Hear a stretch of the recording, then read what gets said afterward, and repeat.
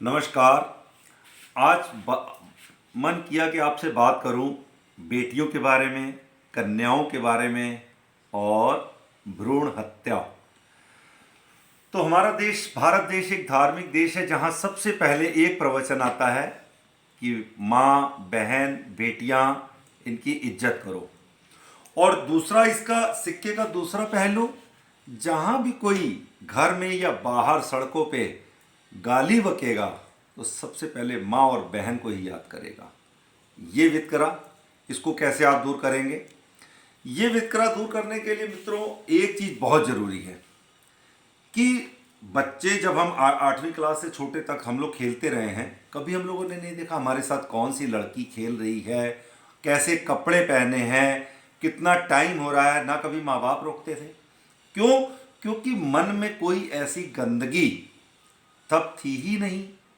अब तो एक मोबाइल 5th क्लास के बच्चे के हाथ में होता है और उसको संपूर्ण पृथ्वी का ज्ञान होता है कि किस किस देश में क्या क्या कैसे कैसे हो रहा है। और यही संपूर्ण ज्ञान जब वो बच्चा 8th में जाता है, स्कूल, कॉलेज, तो वो गंदगी बढ़ती जाती है। माँ बाप की नज़र में ये बहुत सीधे बच्चे सड़कों पे एक दूसरे की कैसे माँ बहन करते हैं, ये आप अंदाज़ा भी नहीं लगा सकते। जब आप सड़कों पे किसी बच्चे के मुंह से सुनते हो ना माँ बहन का ज्ञान, तो आप ये सोचते हो ये बच्चे कितने गंदे हैं, कितने नालायक हैं। आपके बच्चे भी कहीं आपकी पीठ पीछे यही ज्ञान देते हैं।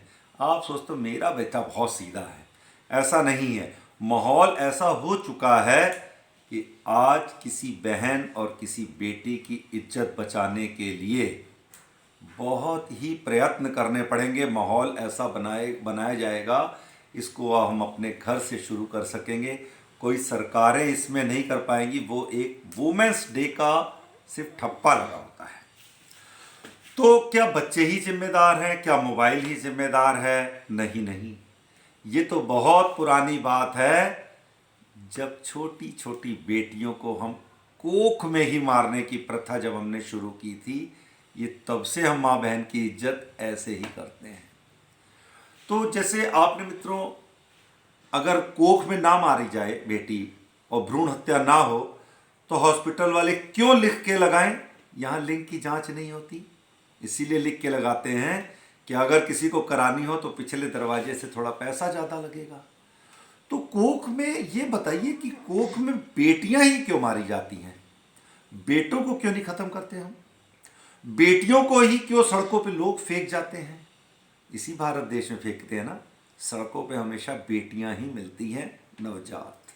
कोई मर जाती है तो कोई किसी के हाथ आ जाती है तो वो बचा ले जाता है। लेकिन ऐसा होता है, इससे आंख ना चुराइए। इसी तर्ज पे हमने जब कन्याओं को खिलाना होता है तो हम कन्याएं ढूंढते हैं। प्रसाद खिलाना होता है घरों में, अब कन्याएं नहीं मिल रही हैं, तो कन्याएं मिले कैसे? कोख में तो खत्म कर दिया, अब कन्याएं ढूंढनी पड़ती हैं। एक मोहल्ले में 4-5 की टोली मिलती है, हर घर वाला उसी के पीछे पीछे कि इसके बाद मेरे घर आ जाना, इसके बाद मेरे घर आ जाना, क्योंकि ये हर मोहल्ले में 4-6-5 कन्याएं मिलती हैं। तो ये कन्याएं खत्म कैसे हो गई, कम कैसे हो गई? इसका जिम्मेदार कौन है? इसके जिम्मेदार हैं हम और आप। आपने सांप का नाम सुना है? सांप, सांप का मतलब एक जहर, एक मौत, एक डर। लेकिन सांप भी उसको काटता है जो उसको तंग करता है, जो कहीं उसके ऊपर पैर रखेगा, सांप को कोई छेड़ेगा तब वो उसको काटेगा, तब उसके अंदर उसका जहर जाएगा। लेकिन हमारे मन का तो ये हाल है कि उस कोख में पल रही 10 दिन की, 5 दिन की, 15 दिन की बच्ची, उसने आपके परिवार को क्या कह दिया? कौन सा आपका बुरा कर दिया जो आपने उसको दवाइयों के जरिए तिल तिल करके मारा है, काट काट के मारा है उस बच्ची को। और उसको मारने में जहां मियाँ बीबी जिम्मेदार हैं, वहीं सास ससुर को भी पता है कि हमने एक बेटी की आज हत्या की है। वहीं ननद और देवर को भी पता है कि आज हमारे घर में एक बेटी की हत्या हुई है। यही लोग अगले दिन सुबह नहा धो के पाठ पूजा करने के लिए मंदिरों में, गुरुद्वारों में, मस्जिदों में आंख बंद करके सभी धर्मों के लोग बैठे होते हैं। लोग कहते हैं कितने धार्मिक लोग हैं, कितने अच्छे लोग हैं। यही नहीं पता इसी परिवार ने कल तिल तिल करके एक छोटी बेटी, 15 दिन की बेटी की गर्भ में ही हत्या कर दी है। कैसे आंख बंद करके बैठे हुए हैं। सो हम सब जिम्मेदार हैं, और माँ बहन की इज्जत करनी हो, उन कन्याओं को बचाना हो भ्रूण हत्या, तो उसके लिए बहुत से स्टेप उठाने पड़ेंगे। ये एक वुमेन्स डे पे जाके फोटोएं खिंचाने का रिवाज खत्म करिए। इसको ज़मीन से देखिए। क्या हमारे मुंह से या सड़कों पे टहलते हमारे बच्चे बड़े ये जो दारू पी के माँ बहन सेकते रहते हैं, कोई रोकने वाला है इनको? इतनी गाली ये लोग बकते हैं, किसी के घरों में गाली बकी जाएगी तो भी माँ बहन। तो ये सब रोकने के लिए बहुत सी जिम्मेदारियां आज समाज को उठानी पड़ेंगी। अगर कन्याओं को खिलाना है तो कन्याएं पैदा भी तो करनी पड़ेंगी। और कन्याओं का असली दुश्मन कौन होता है? मारने वाली माँ या उसकी सास। क्योंकि मेल से ये चैप्टर थोड़ा सा दूर रहता है।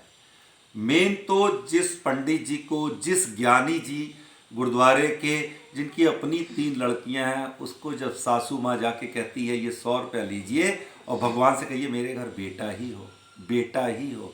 बेटे बेटे की रट लगाने वाली महिलाएं कोख में बेटी को मार देती हैं। और अगर आपकी माँ ने आपके साथ ऐसा किया होता तो आज आपका क्या वजूद होता? इस पे गौर करिए। जीरो से शुरू होइए, जीरो से शुरू करके शुरुआत करिए। कैसे बच्चों को संस्कार देने हैं। नया जमाना, नया युग, बाहर फॉरेन कंट्री को देख के आप माँ बहनों की इज्जत तो नहीं बचा पाएंगे। फिर आपको वही माहौल में जीना पड़ेगा, वही बर्दाश्त करना पड़ेगा। वुमेन्स डे एक फॉर्मेलिटी हो जाएगी। सो कुछ भी गलत किया हो, कहा हो मैंने, सबसे माफ़ी मांगता हूँ। लेकिन ज़ीरो के नज़रिए से देखिए तो आपको पता चलेगा मेरे देश में क्या हालत है। कैसे तिल तिल करके उस मासूम बच्ची, 15 दिन 20 दिन महीने की मासूम बच्ची को हम मार देते हैं और उसके बाद कॉलर चौड़े करके समाज में घूमते हैं और कहते हैं भगवान बेटा ही देना। चाहे 4 बेटे हों, 3 बेटे हों, माँ बाप वृद्धाश्रम में रहे हों, बच्चे प्रॉपर्टी बेच दें, जूता मार के निकाल दें, लेकिन देना मुझको बेटा ही। कभी सुना है बेटियों ने माँ बाप को जूते मार के निकाला हो, धक्के दे के निकाला हो? बेटियां वृद्धाश्रम छोड़ के आई हो माँ बाप को? लेकिन हे भगवान बेटा ही देना। चाहे जूता मारे, चाहे वृद्धाश्रम छोड़ाए, और चाहे वो कहे मम्मी पापा आप लोग अपना इंतजाम कर लो, मेरी प्राइवेसी मतलब थोड़ी डिस्टर्ब होती है। सो थोड़ा सा इस पे सोचिए। और अगर आपको लगे कि शेयर पोस्ट करने से आप किसी बेटी की, किसी छोटी बच्ची की जान बचा सकते हैं तो शेयर पोस्ट करिएगा। और अगर आप अपनी आंखों में, अपनी नज़रों में खुद ही हत्यारे होंगे तो मेरी पोस्ट आपको बहुत बुरी लगेगी और आप इस पे बहुत उंगली उठाओगे। अगर आप हत्यारे होंगे तो, और अगर आप किसी बच्ची की जान बचाना चाहते होंगे तो शेयर को ज़रूर पोस्ट करिए। शायद ये एक एक कदम चल के आगे कहीं कुछ अच्छा हो जाए। धन्यवाद।